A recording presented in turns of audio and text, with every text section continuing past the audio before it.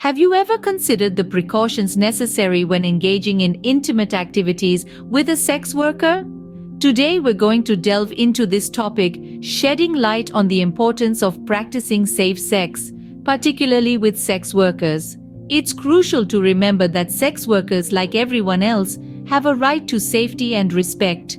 As we navigate this topic, we'll also touch upon the legal implications of engaging with sex workers, which vary greatly from country to country. It's essential to be aware of these variances and understand the potential consequences, not only to protect yourself but to ensure the safety and rights of the sex worker involved as well. By educating ourselves and raising awareness, we can foster a more understanding and respectful environment for all involved. So, let's embark on this journey of knowledge and understanding together. Understanding these aspects is the first step to ensuring both parties' safety and well-being. The first and foremost aspect of any intimate encounter is consent and open communication. Consent is not just a one-time agreement, but an ongoing dialogue that should be respected and maintained throughout the encounter. It's essential to understand that consent can be withdrawn at any time by any party involved without justification. Communication plays a pivotal role in setting boundaries and expressing preferences, whether it's about the type of intimacy you're comfortable with or the safety measures you'd like to follow. Open discussion makes sure everyone's on the same page. Avoid making assumptions or jumping to conclusions. Instead, foster a space where questions can be asked and anxieties addressed. This dialogue should also extend to discussing safety measures.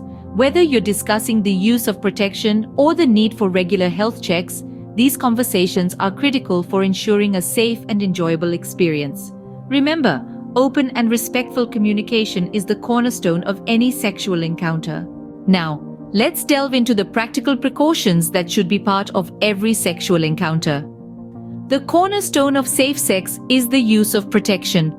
Condoms, both male and female, are the most common form of barrier protection. They prevent direct contact and the exchange of bodily fluids, greatly reducing the risk of contracting sexually transmitted infections or STIs. But remember, no protection is 100% foolproof. Regular testing for STIs is another essential practice for anyone who's sexually active, especially with multiple partners. It's a simple step that can help catch infections early when they are most treatable. Apart from barrier methods, there are other forms of protection too. For example, dental dams can be used during oral sex for protection. Pre-exposure prophylaxis or PrEP can also be considered.